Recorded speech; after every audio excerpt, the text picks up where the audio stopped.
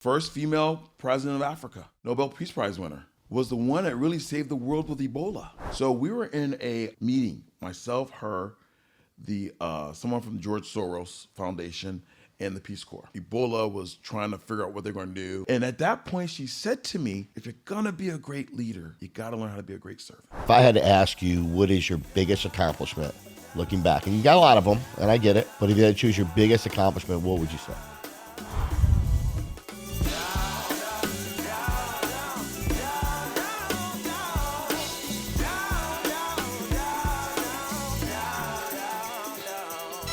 Yo, it's your boy. It's Phil Wham Bam Benamino. It's another Wham Bam Wednesday. You know, the show about ordinary people who've done extraordinary things. And today, as always, is no different. But first, man, as we ask, please make sure you subscribe. Hit the like button down below. Subscribe, share, like, give us some comments, man. Let us know what you like. Let us know what you don't like. We want to keep giving you this awesome content, especially coming into 2025. Today's guest, man, we have one of the most decorated surgeons, orthopedic, sports center. El-Amin's here in the house today. Doc, what's going on, baby? Nothing much, man. Happy to be here. Happy to be at the Wham Bam Palace, as they call it, right? The compound. Hey. This is amazing. Well, listen, man, that means a lot coming from a guy like yourself. Oh, man, I'm just a simple guy. I'm a simple guy. So tell us a little bit about, man. Tell the viewers real quick. I know you're from Rochester, New York, right, baby. Right. Actually, born and raised in Rochester, New York. Yeah. Obviously, inner city product. Raised the parents that really pretty much lived off the success of Xerox, right? My dad worked for Xerox for 49 years. Okay. My parents had me at 16 years old. Yeah, right? When young. Inner city Rochester schools. They dropped out at the 9th grade. They got married, had me. My dad worked at Xerox. Hustled real hard, worked hard in Rochester. And you know Rochester's a very unique place, Nick right? Tahoe's, Nick baby. Tahoe's. Come Home on. of the garbage plate. Home of the garbage plate, Home baby. of the garbage plate. If you don't know what garbage plate is, that is you take some beans, fries, hamburger, Everything. mac and cheese, sauce, you put it on a plate. Everything. And it comes with a mean person serving it. That's right. All right? If you got attitude, she'll slap you and tell you to eat it. That's it. That's it. He's right. So we grew up on the Nick Tahoe's, but just Rochester was such an amazing place because people don't understand that Rochester had Boston Alarm, Xerox, right? Yep. Kodak, yep, right? was big. So at that time, Which is no longer there. Which is no longer there. Right. But at that time, you had all these Fortune 500 companies that was in Rochester. Right. And if you look at the whole digital industry, where it started from Eastman Kodak, which had that on East Ave, had this huge mansion that I used to go by and look at and dream about and stuff. So it was a great environment, great place to raise a family. It was just such an amazing thing. I really appreciate Rochester. So how did you get to Georgia, man? What got you here down south? That's crazy, right? You asked that. This is a weird thing. So I was doing mission work in Africa, and I happened to take care of the president of Liberia. Her name is Ellen Johnson Sirleaf. And I ended up doing, to make a long story short, I ended up doing surgery on her. And at that time, I was living in Springfield, Illinois. She said to me, "Why are you in Springfield, Illinois? No one can get to you. You need to move to Atlanta." I go, "Excuse me? Right. Atlanta?" So I came down here, and I just was amazed at how amazing Atlanta is. It's just not only the people, the culture, the diversity, how everyone's doing well, the love. I mean, it feels like a little New York, but with that Southern flair. Right. And it's affordable. And then when I started finding out is that everybody has a home in Atlanta. Everybody comes through Atlanta. It's a Mecca. It is a Mecca. It is a Mecca. And what people don't understand. In fact, I just want to say this real quick to viewers. Some of you need to go home, man. Find another place. It's too busy here, Doc. It is. The traffic's crazy. It is crazy. Well, that's only because there's only really one way to get up and down the city. Up and down. But you're absolutely right. People do need to leave. Yeah. But I meet more people from New York and Atlanta than I meet people from Atlanta. Yeah, we got to get rid of that. Because they know. Yeah. They know. People are like, yo, I'm from Brooklyn. Like, what? But at the end of the day, she recommended I come down here. She said, "I guarantee if you go to Atlanta, you will really do very well, especially with your personality and what you're doing. And then everybody can get to you, right? Because this is one of the biggest airports in the world as far as travels. Yep. Facts. Everybody can get here. From Atlanta, you can get anywhere between 2 hours, 3 hours. So it's just ideal, and it's growing like crazy. And if you remember, wink, wink, we never closed during COVID. Right. That's right. You're right. That's right. Yeah, so yeah. that's when my business really exploded because, I was able to do telehealth. People were coming in. Things were getting done. Athletes were coming in. All athletes kind of train in Atlanta. They like to hang out in Atlanta, So it's just, for me, I would never live anyplace else. I mean, let's talk about the athletes. You mentioned some of the athletes, but we're talking about high level athletes that you're dealing with. Guys like Shaquille O'Neal. You have singers like Madonna. Yeah. Talk a little bit about how did you get involved with major athletes like that? Man, that's funny that you say that because, first it all started out with being well trained, right? And I think if you look back at after I did my residency at University of Virginia, I then went to work in New York, and I did a shoulder and sports medicine fellowship at what they call Hospital Special Surgery, which is affiliated with Cornell. And at that time, my team that I worked with was the Knicks and St. John's University. Gotcha. But I was around some of the greatest sports doctors of our time, a guy by the name of Russ Warren, David Alchak, Doc, at that time Allen. too, you were, you're an African American. Right, it had been a lot harder at the time. You're one of 2% of doctors that are. You're absolutely right. Actually, from orthopedics, black males make up less than 1.5%. Wow. See, I was close. You're absolutely right. The way I look at it is like there's more pandas in captivity that's protected than black males in orthopedics. Right. It's crazy. And it's hard for me because if you think about it, majority of the sports is dominated by who? Yeah. People that look like me. Yeah. Right? So think about it. 90% of basketball, large percentage of football.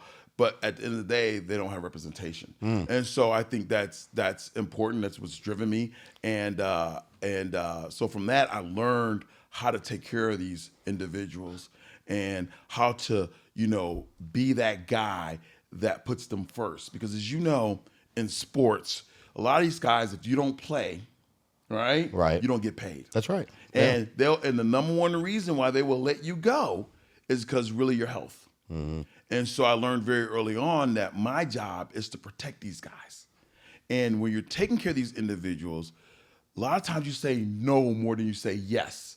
Some people are afraid to say no, but I say no. I can't tell you how many times I told Shaq no, right? But they always come back. They always call you. They always, because they know you really care. Right. So that's the first thing, is to do no harm.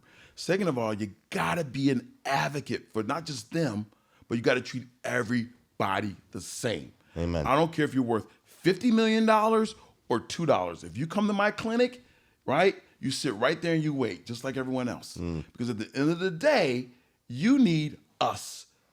You're here for us. Absolutely. Right? That's right. You got to service. So service is important. And so once I understood that, and I became an advocate for not just the athlete, but all my patients, no matter who they are, if they're in high school, Little League, Pop Warner football. Right. They love you. Like you've done, and you do a lot still with a lot of different local high schools, and kids of that nature. Absolutely. But I gotta admit, man, a guy like Shaquille O'Neal walking into your clinic, what is that like? First of all, do you even have a gurney or a bed that he can sit on? Actually, I do. Actually, I ordered an extra one. Oh, did you? Right. So I have this table, and it's funny. I have this table that when he came in and whatever, not tell his business, but when he came in, it was long enough. Hey, doc, you need a bigger table. Okay. Did you know he was coming in, or did you just show up? How did it happen? Okay. Tell me the story, man. I gotta tell you this story. Yeah, you're not gonna believe this, right? Yeah. All right, I'm gonna pull this up because I gotta show this because no one believed this. Because how did I actually meet him? You can't hide him. You can't hide him. It was a weird thing. I end up getting a video of him, and it's like the video was just really weird. It came in like, "Hey, Dr. El-Amin, you don't know me." Well, I love how you get the voice. Wait, do it again. You got to put that mic closer to you. You got to put the mic closer. I need regenerative therapy. If you don't do regenerative therapy on me, you'll be doing regenerative therapy in a bacon factory on pigs. Oh, he threw that out there? Yeah, he sent that to me. I got this video. And I'm like, what is that? You got to send me the video, man. I got to see that right now. I got to see that video. Pull it up right now. You might have to edit this, but Bam, you got this serious security blocking here. I can't even. I'm not. Oh yeah, you're gonna have to put. Yeah, like, you I'm like, got to I can't log even in. on airplane mode. So, but he has been extremely influential in my career. Yeah. Because one is having his presence was just amazing. What did he come in for? What was it? What would he come in for? I can't tell you that. It's his personal stuff. Oh, gotcha, right? gotcha. But, I don't know if it was like a finger. But I mean, whatever. He played. I mean, you think about it. He's one of those dominant players. I think after Will Chamberlain in the NBA. But more importantly, he's a great guy.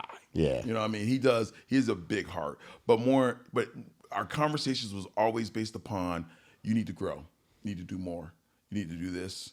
Then sometimes he would call me and prank me. Like one time, I get this call. He's it was a big crazy prankster. on his podcast. I get this call, and you can find one of his podcasts. Yeah. He's like, "Hey Doc," tries to disguise his voice, but Shaq can. "Hey Doc, I'm outside your clinic. I need you to see me."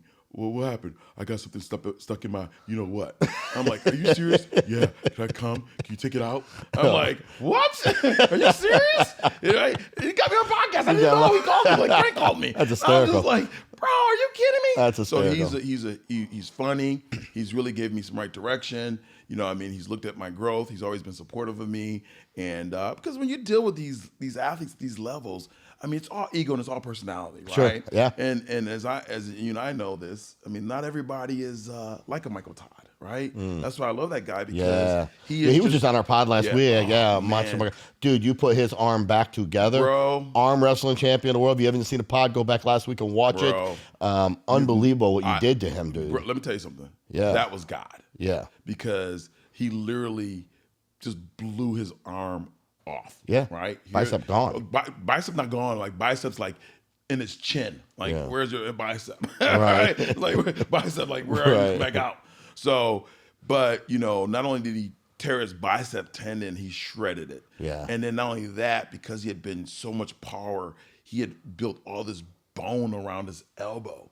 So it was kind of like I was like chiseling, almost like I was like creating like the Da Vinci statue, or because I had to reconstruct his arm, reconstruct his bicep tendon. But he is just such a amazing person, right? Yeah. I got to know him, just what he's been able to do. I mean, think about it. I'm not sure now, but I think sometime he's like 23rd champion, world champion. Yeah, he's got 26, I believe, 26, and right? He's up to 26. and he's ranked 5th right now in the world. Again, he wins his next match, he's going to go number 1 again. I mean, think about that. Not only that, but I mean, what champion can say that they won something world title 26 times? Nobody. So and he's 51. And he's 51. Yeah. And on top of that, stronger than ever. But he's a great guy. Oh yeah, I mean, great him and his soul. wife, what he's trying to do, who he stands for. Yeah. I mean, he drives around his RV. Yeah. And he's just like, "Man, Doc, is it okay if I park my RV behind your clinic?" I'm like, "Absolutely. Yeah. Forget the back, park it in the front." Michael Todd, 26 world champion. That's right. We're taking this, baby. That's right. We're doing autographs. So just an amazing guy. Just humanitarian, always thinking about building, growing. So, I am trying to figure out how I can get down there to support him. But just, for him to call me out of the blue and say, "Hey, you don't know me, somebody that knows me, my arm is jacked. I'm not done with arm wrestling. Everyone's telling me I need to give it up." I looked at it. I said, "We can do some amazing things for you, but it's going to take time. You have to believe." So that journey is extremely important to me. Yeah, no, it was huge. When you... Well, I sent him to you after I knew you fixed Rocco's arm. You broke my son's arm that you fixed. You did that because you don't want me to see your CPS. That's right. Let's be real. Let's be real here. You're like, "Hey, go to this guy." We don't do hush money. We do like hush surgery. That's right. I was like, go to this guy. Just tell him Wham Bam sent you, right? What's it like though being in surgery when you have a superstar laying in front of you? And is there a lot more pressure on you? No, actually, as a doctor? actually, it's not for me. And I'll tell you why. I've always believed that, right, failing to prepare is preparing to fail. That's the first thing, right? Right. Failing to prepare is preparing to fail, all right? where I come from, as you know, inner city Rochester, for me to do what I'm doing is freaking amazing. Was Right? that a dream, or is that something you grew up? Absolutely. Is that what you want? Did you know you were going to do this line? I did, and I'll tell you why. Because I was about 8 years old, and I was watching on TV. I was sitting there, I was watching this show by this doctor, Quincy MD, and I was like, I could do that. So I went to my folks, and I was just like, I was 8, and they were like, what do you want to do? I was like, I want to be a doctor. They're like, like Scooby-Doo, right? In my family, I mean, they barely finished high school. They didn't finish high school. They got GEDs. Right. So I don't know any black doctors. I don't know anyone that. And all in my community was either athletes, it's drug dealers, people crime and all this stuff. Let's call them entrepreneurs. Entrepreneurs. Yeah, okay, bam. All right. I'm gonna call it what it is because the entrepreneurs, businessmen. Businessmen. Different kind of business, businessmen. Yeah. All right. So, with that being said, I knew early on that God had put that on me because I had nobody to kind of motivate me. I had no one that I could see. I didn't meet any doctors. So, but I give them what my parents did, which was amazing, is when I told them I wanted to be a doctor. They said, okay. Thank God. They're like, thank God. No, that's what they did. They actually made me an appointment with my pediatrician. I didn't know this. Okay. So we go to my pediatrician. We come in. He comes in. He's like, don't look like me, right? He's looking down, looking down the classes. I was like, oh, the shot's fine. Everything's good. Right. What are you here for? You don't need anything. And my dad stands up and he says, well, our son wants to be a doctor, and you're the only doctor we know. That's awesome. And he looked at me. That is awesome. And he looked at them, and he was just like, so can you give him a little bit of advice? And he looked at me and said, so you're really here not for anything? You feel gay? You just want to come talk to me about being a doctor? And at that point, he turns around, and he looks at me and says, stay out of trouble, do well in school, listen to your parents, and he walks out the room. That's it. So it wasn't the most positive interaction with me, but what it taught me was that I had 2 parents that would do anything to better my life. Amen. And that's what I needed, right? Yeah, so I think in life as a child, if you know that the people around you believe in you, you can accomplish. Now, don't get me wrong, they use it to their advantage. Hey, you want to be a doctor? You can't be hanging out on the street. You got to do well in school. You got to listen to us. Go clean your room. Right. And so, but to the level of this that I've been able to accomplish, absolutely could never have guessed it. Yeah. Could have never in my wildest dreams. I mean, I've operated on presidents of countries. I've taken care of some of the best athletes at their most pivotal time. But I've also made differences in little kids' lives as well. So, to been able to accomplish all this from when I saw myself as 8 years old, I just wanted to help people. Yeah. Right? And I just wanted to just make a difference. But, so it's definitely God because, like I said, I didn't meet my first black doctor until I was almost 25. So I didn't have anyone that I could look up and emulate and say, I can be that guy. I can do that. Do you remember back the first time where you actually physically saw somebody cut open? Absolutely. I mean, what was that like? Because that's got to be, that's right there. It's going to tell you whether or not you're going in the right direction or not. It is. And I'll tell you, the first time was not really someone cutting open. The first time was when I was doing my rotation in med school and I trained in Philly and we came in, I was on call and someone came in and it was like, there was a gunshot and multiple people came in. We had to rush them to the OR. It was like 4 or 5 people, multiple gunshot wounds. My attending, he's like, we need you. Let's go upstairs. And he was just like, we got multiple people on the table. Let's go. And he was just like, I need you to start suturing everything that is bleeding. Let's just close this, do what we can do our best. And did you get queasy? I did. Yeah. I did. And, it's kind of like that Eminem, you got one shot, you know what I mean? Don't blow it. Right. And I just remember and feeling this at ease and comfort of like somebody putting their hands on me and saying, I got you. This is what you're supposed to do. And I just went into beast mode. Just start doing stuff. And I was just like, and then I remember, the one guy, we had to open up his abdomen and repair stuff.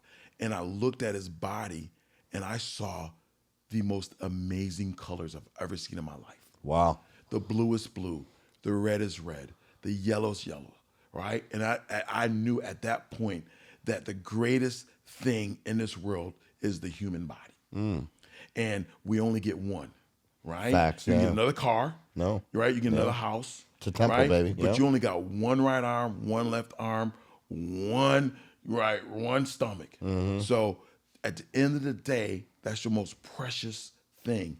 And for me to be able to take care of that, brother, that is amazing, because your health really truly is your wealth. And you know, I think about this all the time. Who is the one guy that has changed our lives incredibly? Was Steve Jobs, Apple, right?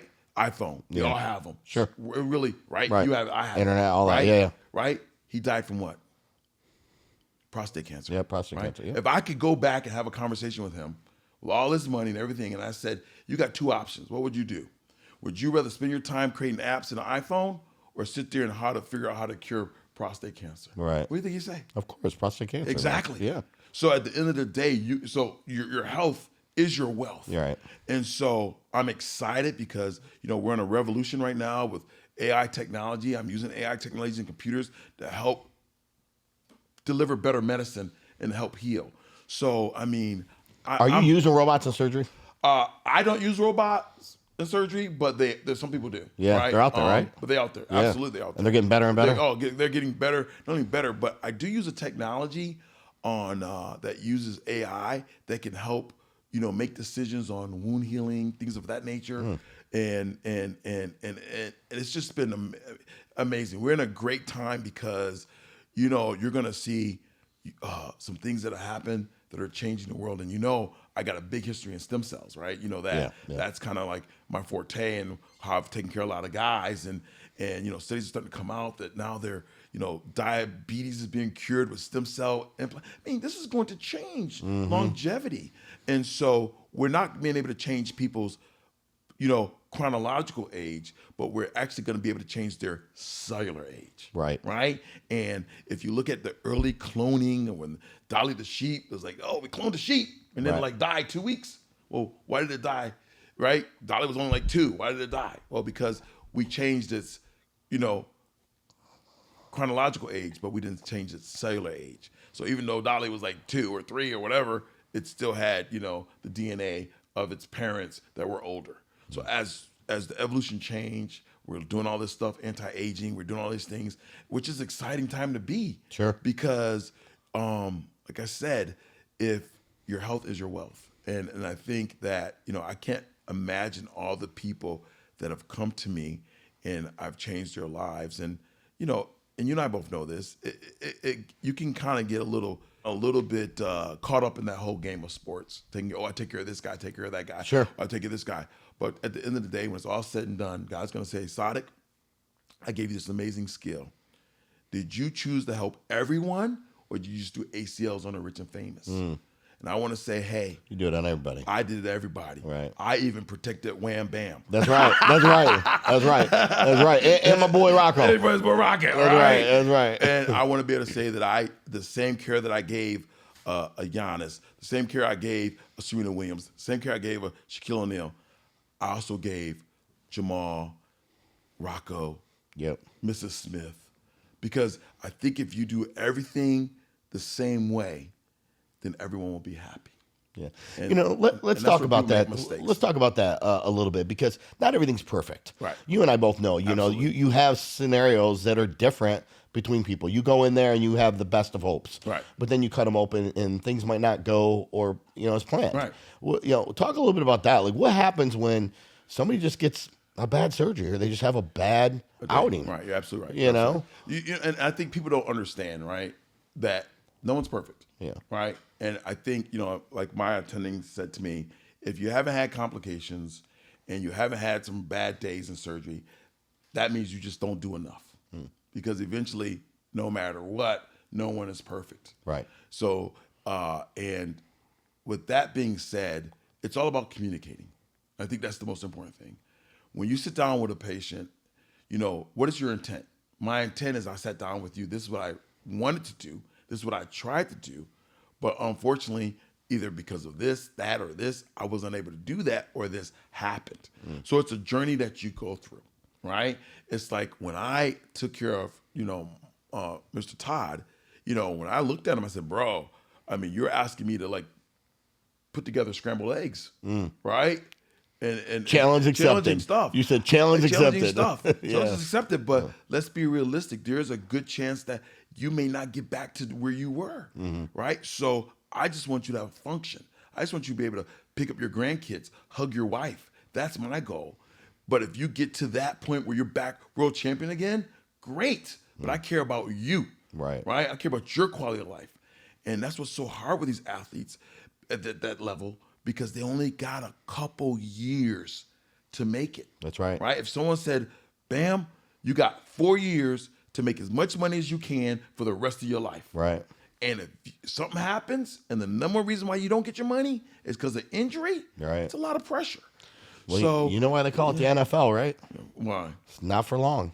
You know, I've never heard that. Not it's so funny. Baby. I mean, it's true. I got a kid that I'm taking care of, and I'm not gonna say his name because I didn't ask him to talk to him. Yeah. But superstar, but I can't say it's on the team. Yeah. 49ers. Yep. And he had an injury, and sent me the MRI. I reviewed the MRI. This is what you have. The team went back to him and said, no, you don't. He's wrong. I said, I see it. He's like, but I feel it. I said, Right. I know, but it's in my head. They're telling me I'm wrong. They're telling me I can play, but I can barely walk. It's right. So they said it to a third opinion. Third opinion goes, yeah, I agree. He shouldn't be playing. But you just understand that, Michael Jackson said it. All I want to say is that they don't really care about us. That's right. All right. Yeah. So, so for me, I'm an advocate. That's what I do. Yeah. I'm an advocate for not just my athletes, but for everyone that walks into my door. I have the responsibility that God has given me this talent to make sure that you're okay. Because you don't come to me because you feeling good. Right. Right? You don't like, hey, Dr. Lemmy, how you doing? I'm Right. feeling good. Right. What's up, brother? Yeah. Let's talk. Right. You come to me, got a problem. 99% of people come to me because they're in pain. Yep. Something's wrong. So you have to be built different to shoulder that and to do that because, can you make mistakes? Yes. But you got to be able to know how to fix it. You got to be able to go through that journey with people. You have to take accountability. Right. You have to have you have to be humble. So these are the things that, that I think have really helped my success. But at the end of the day, like I said, I don't care about you running a football. My job is to make sure when you get off this field that you're able to communicate with your family, that you're able to love your children. You're able to not end up on drugs on the street or homeless, right? Because at the end of the day, just because you have success, as an athlete, but if you don't have the education and the financial background, you're going to end up broke. Right. And then, it's sad. It is. And so, for me, I tell kids this because they say, you take care of all these top guys, you're doing all this stuff, whatever. I say, what are the chances of you making it to the NFL? Every kid I take care of, I always ask them what do they want to do. Mm-hmm. Oh, I want to be a football player. I want to be an NBA player. Okay, Sure. Great. It's perfect. But what's your backup? Well, okay. So what are the chances of you becoming an NFL superstar?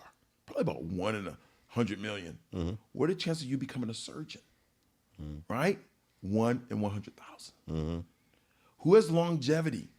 A surgeon can do what he does for 30, 40 years, right? Right. Some of the greatest doctors I know, Jimmy Andrews, he's 82, he just retired. The guy made gazillions of dollars his whole career, but he helped people, right?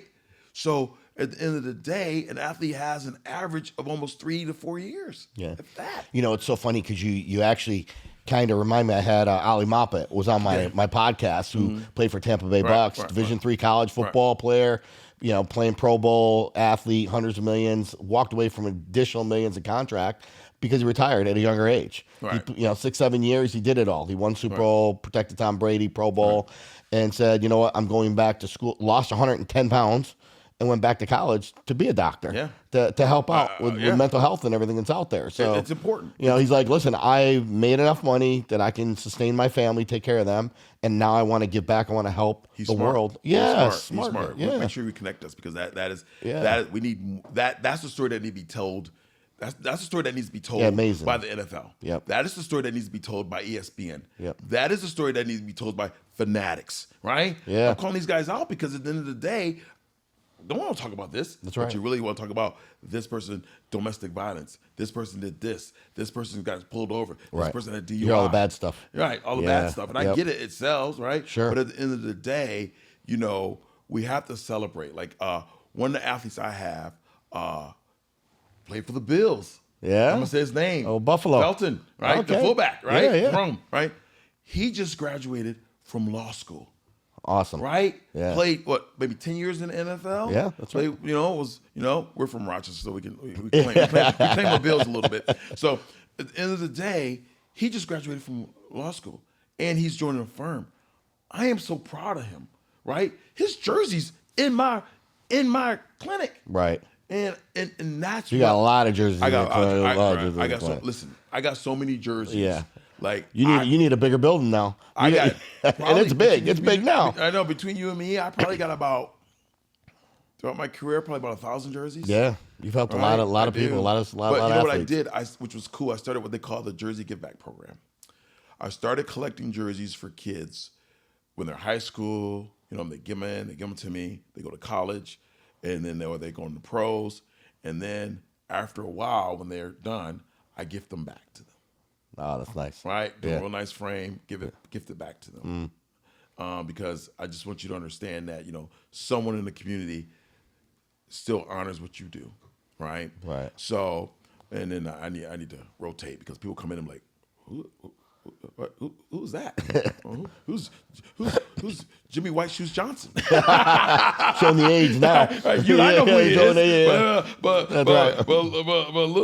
little Jason, like, what? Rocco's like, Jimmy White Shoes Johnson. Who's that? Yeah. Well, I mean, right. Yeah. So sometimes you have to rotate. But you know, my thing with this is I've been blessed, and I honestly truly believe if you bless others, you know what I mean, that's the key to success. Yeah. And, well, you know, you've definitely done that, Doc. You've done that more than once with many people.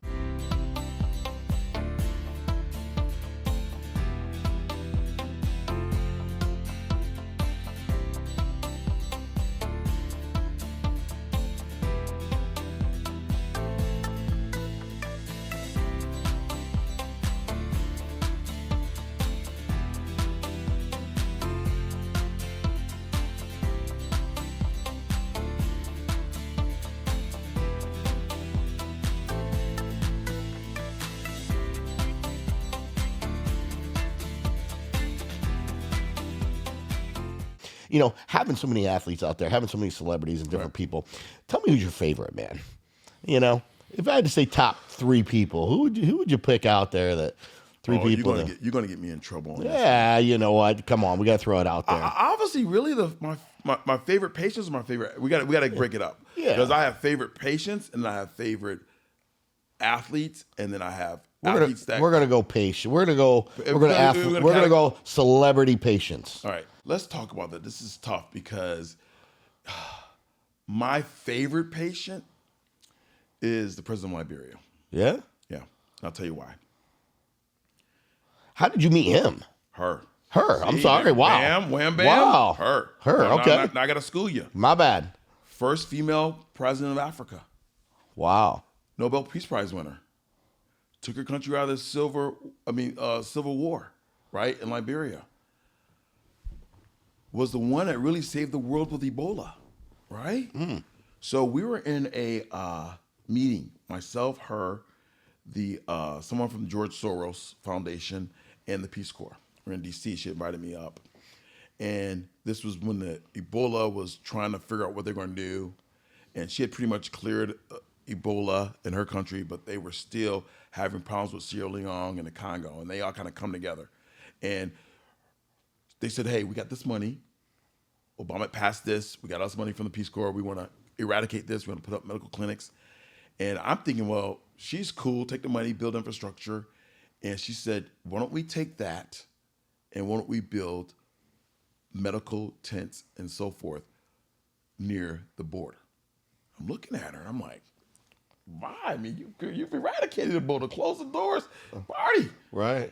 And she said, the reason why we had this problem is because the people in the bordering countries was just trying to make a better life for themselves. So they end up going into Monrovia, which we had a better health system. So if I take those resources and I put them up by the border, I can prevent them from flying and getting on Delta and coming to Atlanta. I can prevent them from going to London and spreading the disease. Right, yeah. And at that point, she said to me, if you're going to be a great leader, right, you got to learn how to be a great servant. Facts.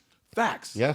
Facts. Yeah, I agree 100%. Right? So I watched this lady really, to me, save the world because Ebola just went, pew, right? Yep. But they lost a lot of people. So she made some critical decisions. And what people don't learn, she ran the World Bank, right? Respected by everyone. I mean, the Bushes went and visited her. I mean, she was a very powerful, amazing woman, still is. And so that's my favorite patient because, you know, I met her doing mission work over there. I've got to know her. You know, I think it's great, Doc. You do a lot of mission work. You know, I just want to point that out because, have to. you know, you go above and beyond, you know, with your skill level to bring and reach people outside of your area. Like you're just trying to help everybody around the country. Let me tell you what it's like to do mission work. So I'm gonna give you the contrasting difference between my patients in America and my patients over in Africa. My patients in Africa will come and walk 3 days and stand in line and not only be so thankful for what I do, they will just continue to pray for me, do this. My patients in America are like, I ain't paying no copay. I was like, you can't pay the copay. Right. You just walked in with the 16 Pro Max. Right. You got a Louis, but That's you ain't paying a $20 copay. Right. I ain't doing that. I don't have it. Right?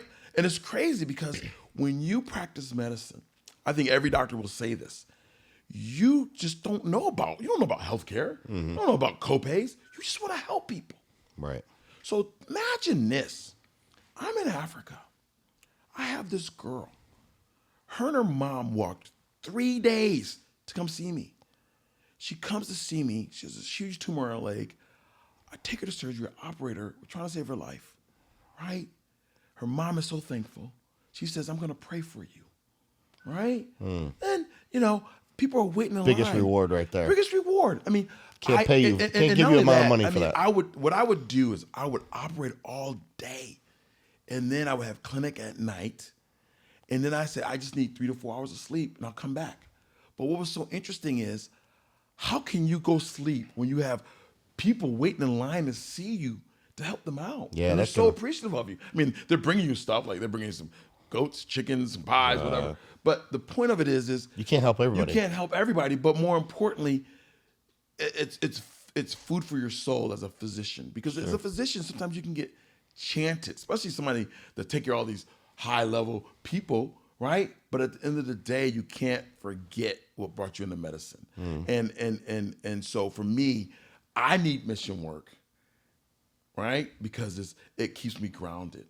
It brings me back to that little boy that was 8 years old watching, you know, TV shows on medicine saying, I want to be that guy someday. And, you know, and it's a very rewarding experience. And if you ask me why I've been able to do so well, because I've learned very on through mission work that I can do a lot with very little. I mean, you understand, I'm doing surgeries under candlelight with some dental floss and some foil. Damn. Right? I'm using hardware equipment from Home Depot. Right? They don't have anything over there. I'm literally operating by candlelight in some places. So to be able to go through that experience time after time after time, you know what I mean?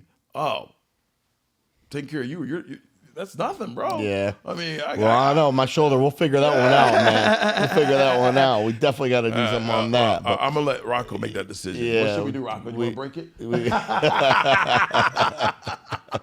Paybacks or what? No kidding, right? No, and I think that's important. And so for me, I think not just medicine, but I think everyone, my last time I went back, I took my sister with me, and we worked through a church, and this church made these dresses for little orphan girls with matching dolls. So imagine you get a dress and you have a doll that looks like you with a matching dress. Right. So we passed out this church made it, and we passed out about 500 of those, and I took my sister, right? And it changed her life. I mean, I think everyone should do mission work. Yeah. I think we need to get back to, caring about people. Right. I mean, if Humans. healers. I mean, and it's The problem is there's no human interaction anymore. Doc, that's the problem with this younger generation, and I worry about that because they're constantly on the phones, they're constantly on the internet, they're constantly having these relationships, scrolling, watching people's lives, but not even focused on their own. I agree. You know what I mean? And that's a problem. I agree with you. I agree with you 100%. And it is tough because as we look at where we are, we got to get back to really, really, really, really, really caring about people. Yeah. And I'm not just saying just from just a humanitarian spot. Yeah. How are you? Yes. How just are be you nice, doing? kind. Right. I see you're posting. Right. I see you're great. I see you here. You're bling blinging. You're doing all this great. But see the highlight reels. How are you? See the highlight reels. Yeah. I see highlights. And that's important because at the end of the day, you could be famous and so lost. That's right. And this is important for me. This is very important. And I have to tell this that any doctor, it's very important to me, that does to do what I do, and you take care of these individuals, you can't be afraid to stand your ground and say no. That's important. Let's talk about the Michael Jackson scenario, right? Very unfortunate, right? But there's no way some guy should have been giving him propofol. Right. He didn't start that. He inherited it. But somewhere down the line, someone says, well, we're going to get a little bit of white Russian, right? And a little bit of white sauce, and you go to sleep. Right. It's horrible. Right. It's bad medicine. Right. Same thing with Prince. Someone said to him, look, bro, you're overdosing. You know what I mean? You need this. You didn't listen. Boom. So we as physicians have to take back our power of being able to say that I practice medicine not because of who you are, but because of what you are, meaning you're human. That's right. And your status and your money can't buy me because your wealth really means nothing to me, but your health means everything to me. Yeah, amen to that. And am I my brother's keeper? Yeah. And we need to get back to that. Yeah. And I'm hoping that, the next generation of doctors, and that's why I'm so adamant about mentoring. And as you know, people coming to my clinic, shout on me, doing things with me, because, we got to find somebody to take care of us, Rocco. That's right. Right? That's right. Yeah. Rocco, you going to go to medicine for me? We have to because, It's funny. Listen, I trained my kids right from when they were young. What is their job? What are you going to do later? And the answer is always take care of you because you got to. Who's going to take care of us when we get older? It is. And so we have to get back to that because, like I said, I've seen some of the greatest people that you can ever imagine. And I've seen them, have conditions that have changed their lives. Doc, have you ever lost anybody? What's that? Have you ever lost anybody? I mean, when you say, what do you mean? You went under surgery and something bad happened. Maybe they passed. Maybe they passed away. You're killing me right now. So thank God, or a part or anything. No. I'll be honest with you. Yeah, I've never had anyone die on the table with me. Amen. Okay, God willing. Yeah. But I have been in situations where things have gone bad because you take trauma call, right? People come in with car accidents. And that's the thing. That's the scary part about medicine. Right. As a doctor, you have to understand that, bro, you ain't saving nobody. When God says it's time, it's time. No matter what you do. Okay. Right? That's a good theory. God ain't in an OR. Right.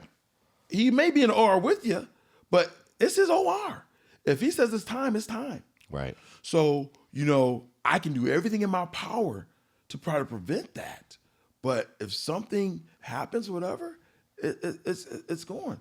And that's the hardest conversation to have with someone. It is hard because,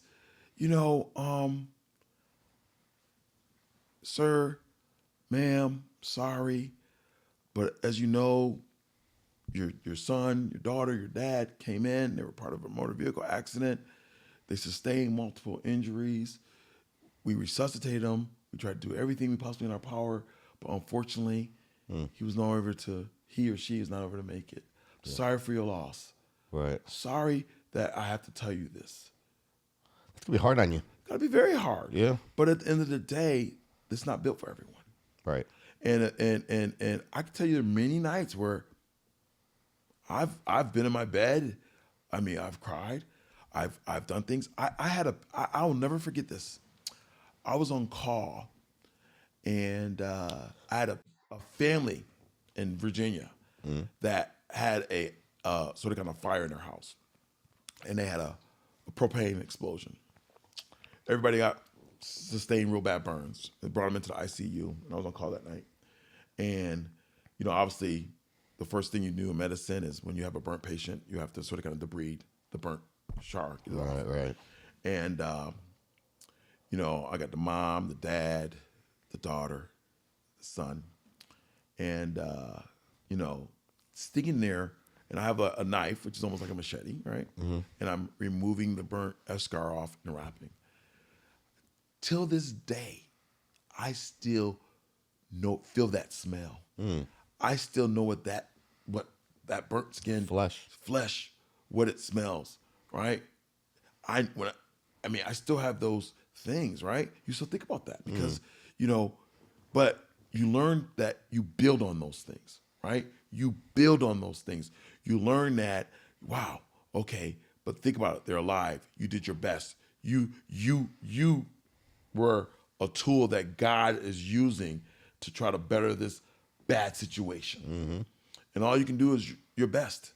But, I admit it's not for everyone. But, it's the hardest job, but it's also the most satisfying job because you make a difference. Right. And that's, like I said, you only get one life. Brother. It's funny, and I'm glad that the viewers are listening because, people think of doctors like, oh, you're making money, it's wealth, blah, blah, blah. They don't understand what really goes into it. Heck no. You know what I mean? And that's really where I wanted to dig into and really, expose the fact of, smelling that burning flesh, what that's like. Like, you have to go to bed knowing that every day. Every day. And there's situations that you get in front of maybe people very Absolutely. well. And things didn't go as well as you wanted them to. And you have to live with that. Those are scars. Those are battle scars. And then you if can't you think remove. about it, what most people don't understand, like if you take my training, it took me 22 years to stand in front of you and say, why'd you break your son's arm? Here we go. Okay, so we got to tell this to the viewer because now they're like, what is going on? That is not what happened. I got him. Got him. Listen, I'm just going to go ahead and say this to the viewers. When my son was younger, he was playing basketball. I told him it was time to leave, time to get out of the gym. And he decided he wanted to continue to play basketball. So he went up to take a shot. And I gave him a Shaquille O'Neal. I went up there and blocked that crap. Allegedly. Unfortunately, the result turned into a broken arm. So, Doctor will be where you at. And Doc here fixed it up. But make sure the story was legit. It is. Allegedly. Allegedly. Right. So, but the point of it is think about it. If I take 22 years and I studied Bitcoins in the market, where would I be right now? Yeah, If I traded every day for 22 years, I'd be a Warren Buffett. Yeah. Right? Or broke. One or the other. Either or. Depends if you're good or bad. Either good or bad. But I hope I'm not doing it for 22 years and it doesn't work out. But the point of it is what doctors go through, right, is the training starts from day one. I mean, you understand, you're at the top of your class. You don't have bad days. You have a bad test. You have a bad life. You're done. Right? You're done. That's Right? You don't do well on your MCAT, you're done. Right. You don't do well on your in-service exam, you're done. Right? Right? And then all of a sudden, you're a bad doctor. So what people don't understand is that to get to this point, to be able to provide you that safety, that comfort, was a lot of sacrifices. I mean, I missed a lot of birthdays. Right. Right? I don't even remember. And I love my daughters, and they're doing great. But I remember one time I was so tired from call that my wife at that time came in and was just like, bro, what are you doing? I was like, I'm changing my daughter's diaper, and I fell asleep, right? Because I was so tired, right? So I have poop all over me, and I'm like, right? Because I just was so tired. But, Right. you sacrifice a lot. I missed birthdays. I missed family gatherings. But at the end of the day, I realized that this is a calling. And so, I get it. And but Let me ask you this: why are surgeries so damn early in the morning? Talking about calling, talking about why are they so early in the morning? Because early bird gets the worm, brother. Is that what it is? Right. Because I'll tell you why. I'm always worried that my doctor's going to be half asleep. You know what I'm saying? Did he get it? Did he get the right amount of coffee in him before he started opening me up? Let me tell you. Maybe I want to go at noon so he's awake. Let me tell you something. Let me break something down for you, Bam. All right, because because you're thinking like the ordinary people. So let me bring you to the extraordinary people, the surgeon reality. All right. So you've heard of the 5 a.m. club? Yes. All right. Of course. All right. Yes. All right. I'm in it. Okay. Let's Got go. it. Right. Yeah. So that's the highly intelligent people that get up early and do things. Right. So reason why doctors operate early is because what you don't understand is before I can do surgery, I got to see all my patients in the OR. So by the time I'm with you with your cases at 7, I've hit the hospital at 5 a.m. I've already seen patients. I've already talked to people. I've already changed dressings. I've already written scripts. I've already given discharge orders. I've already done everything that I could do so that when I'm with you, I give you 100% of my attention, that there's no distractions, right? Yep. So at the end of the day, what you don't understand is that what happens behind the scenes. And to be really good at what you do means that you have got to go through training. I'm not going to lie to you. When I was first an intern, it was so hard. It wasn't hard because it was hard to operate. It was like every day sometimes I would be up for 2 to 3 days. Is it the best? No, they've changed that laws, but at the end of the day, that built a character.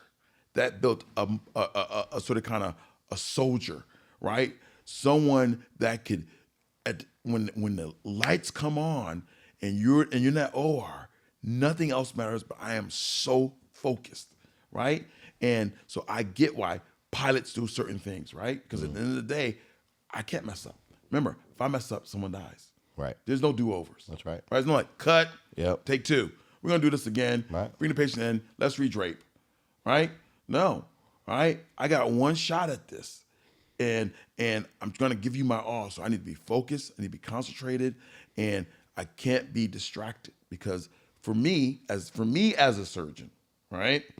The greatest gift that someone can give me, for me, is the ability to heal me, to allow me to open your body and make it better. Right. Because like I said, when it's all said and done, bro, Yeah. you can get another Lambo, you can get another Ferrari, Yeah. you can't get another right arm. Well, listen, there's only one of you, though. So the reality there's not is, one of me. there's only one. Listen, there's one of you. What happens?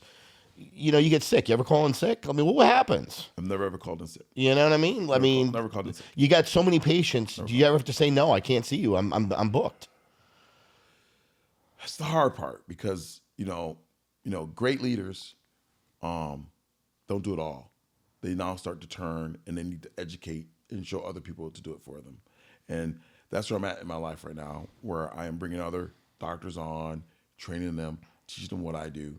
Because success is a formula, you know that. Absolutely. And just because you're the greatest surgeon doesn't mean you're going to be a great businessman. Right. Don't mean you're going to be a great person. Doesn't mean there's all these facets. So what I'm doing now, I'm in that phase of my life is how do I take this amazing career that I've had and how do I teach others to serve and serve at the best level, but not,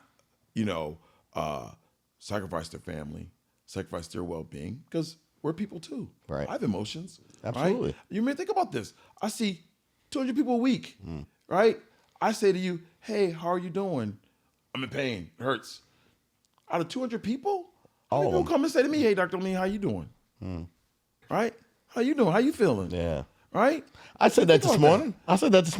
How you doing, Doc? Allegedly. All right. So, yeah, you did. But the point of it is no one comes to doctors because they're feeling good. Right. We deal with people's problems. Right. And you got to learn not to internalize that. You got to need, you need assistance. You got to make sure you do the things and you're balanced. So that's where I'm at in my life because, like, I'm traveling all over the United States. Oh, yeah. You're everywhere. I'm seeing guys. You're on the sidelines. I'm You're on everywhere. the sidelines. Yeah. I got a great life. Truthfully, think about this. I mean, I think about tennis. You've been with Serena Williams. You've done obviously plenty of football players. You've had boxers, Devonta Wilder. I mean, what sport would you say is the most that you actually work with as far as the professional levels? Because you've done them all. I mean, track star. I mean, you've done them all. Arm wrestling. You've done them all. Right, UFC. So, right, yeah. I covered UFC number 2. Yeah. Way back then. Way back. Yeah. That's back when they. And right that was after the craziest thing. Forrest That's when they had the tiers. Yeah. Right. You could fight multiple. Right. That's right. And people would be passing out. You can choke them. You can do all this great stuff. It was in the Tropicana in Atlantic City. Man. I remember sitting there. I remember sitting that and I'm sitting in there and I'm like, my attending at the time, Dr. Lawrenson was like, make sure you bring goggles. I'm like, goggles? We're going swimming? You don't need to goggles. Yeah. And we go through the first fight. I pull the goggles out. Stuff is covered in blood and stuff. And I'm like, dude, there's no way this sport's going to make it. It's too brutal. But I mean, it's just tough. So if you ask me what's the most that I deal with it's hard to say because I have created such a level of comfort and that I get people from every sport. Yes, you do. I mean, and it's all word of mouth. Right. I'm not part of some big hospital system. I don't take care of a major team, but I'm a lot of the things I do is second and third opinion. But it's all word of mouth. Right. You know what I mean? What do you do though when you get a phone call? Hey, Madonna's on the phone. She wants to come in and see you. Does she come in the front door or she come in the back door? Like, let's be honest. Okay, I'm not going to answer that. It depends on the individual. No, but it depends on the individual. Yeah. All right? I think for me, she's a great person. Yeah. She's good people. But this phenomenal person, really phenomenal person. I understand why she's successful. Yeah. Really good humanitarian. The thing with, everybody has egos, right? And I think, And they say athletes have some of the worst ones. Well, I wouldn't say they have the worst ones. I just think that they're part of an environment that has created them, right? Think about if you had somebody that just did everything for you all day, 24/7. Right. So what are you going to expect? Well, it's got to be a little different on your end too, though, because they actually need you. You're helping them. Yeah, that's the difference. You're healing them. The point for You're me fixing is, them. Right. The point is you're here to see me. Right. I'm not here to see you. Right. Yeah. I may be a fan, but at this point right now, you're walking into El-Amin Orthopedics. That's right. And that's the hard thing in life, to really, really make sure you don't get caught up into that. Because I think that's where people lose their identity as being a doctor, a physician, is when you all of a sudden look at someone for what they do, right? Right. And judge them as opposed to saying, hey, listen, you put your pants on the same way I do. You put your pants on. And some of my patients will say this. It's like, bro, I've been in your clinic and this person walked in, that person walked in. They sat right next to me. Right. Right? Right. And I go, yeah, because they're in my clinic. Right. All right. And so, and I'm proud of that, because one of the things is you can never sell your soul. And I think you always have to be true to who you are and understand that sometimes saying no is the hardest thing when someone has heard yes. Especially if you got a little child, a little kid that you've given yes, daddy, please. Okay, right? So you gotta be able to say, I gotta separate myself. I gotta do what's best for this person, but there's some things you have to do to protect them, right? Keep their identity. You have to do the things that you need to do. Some people make you sign waivers that you can't talk about it. You have to respect that. Some people want to know their business because obviously, clearly, it's a problem. Sure. I can tell you we talked about some of my favorite people. Guy that I really, really enjoy taking care of is Roger Waters from Pink Floyd. Oh, yeah? Yeah. He is just an amazing humanitarian. Wow. Amazing person. Would have never expected somebody like that would walk into my clinic. Yeah. Right? Yeah. But legend. I got a great story for you with him. And the owner of the commissioner of the WBC Mauricio, Yeah. is a huge Pink Floyd fan. Okay. We'll never know. We're at the Deontay Wilder, Tyson Fury fight in Vegas. Mm-hmm. We're getting ready to go through. We're getting ready to get into a weigh-in. And he comes to me and he says, "Hey, doctor, I hear you're Roger Waters. You know Roger Waters?" I'm like, "Maybe." Yeah. He's like, "I'm a huge fan. You understand? Pink Floyd is how I got through school. I listen to music all the time." I'm like, "Really?" He said, "Oh, Roger Waters is my hero." I go, "Really?" So I said, "Okay." FaceTime Roger. He answers, such a great guy. He answers. And I said, "Hey, Roger, well, he's not, but the president of the WBC is a huge fan of yours. Do you mind saying hello to him?" And he's just like, "Sure." He says hello. The commissioner is literally like a teenage girl. "Oh my God, oh, this is great. Roger Waters, you're awesome." I'm like, "Whoa, this guy's really, I'm a big fan." Yeah. I connected those two.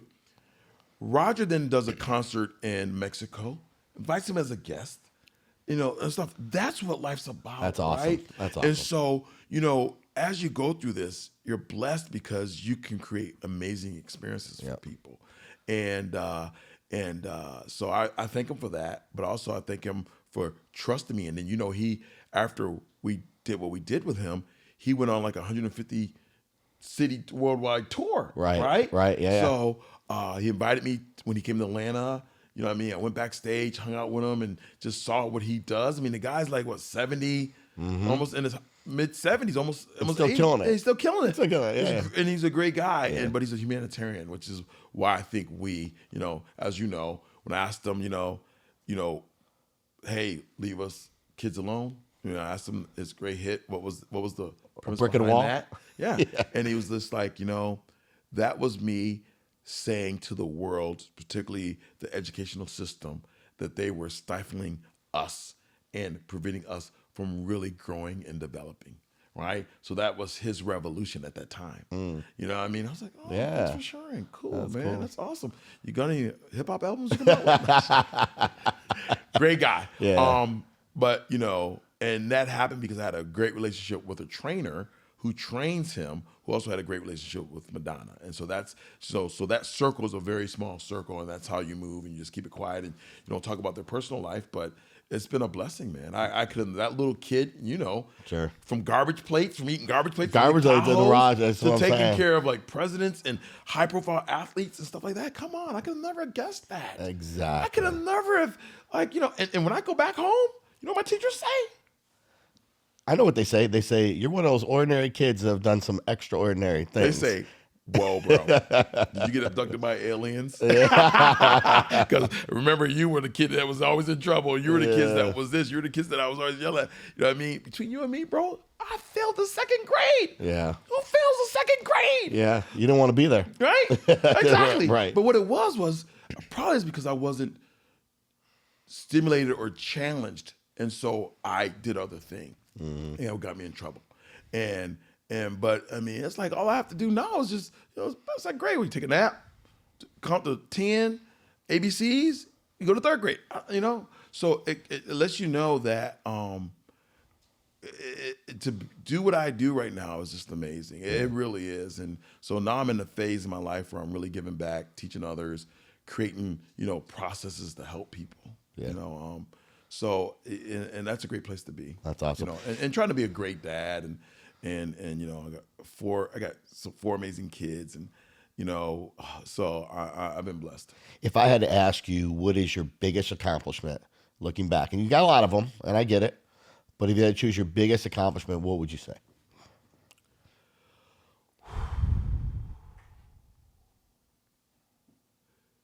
Being born. Being born. I'll tell you why. And this is important. My mom had me, and at 16, she went in labor with me. She was in labor with me for 24 hours.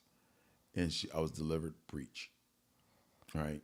And you know what breech means? It means your butt come out first, right? And so my mom labored for 24 hours. And she said, you are going to be special because, clearly, think about this. You're pregnant at 15. right? With everything that's going on in the world right now, but back then, it was just easy to get rid of a kid, right? What 15, 16-year-old would make the decision to keep a child? I mean, I'm not, we're not going to get into that, but the point let's keep in mind you showed your ass first on the way out. And I came with my ass, right? That's right. Telling the world kiss my butt. Yeah, right. And at that point, a lot of times they would have reversed it. They would have taken it to a C-section, but the doctor said, nope, you're just going to deliver breech. So, to be able to have that, and my mom said, that was you and I fought for 24 hours for you to come out, right? Labor 24 hours. That was your hardest battle. So if you can survive that, everything else is cakewalk, right?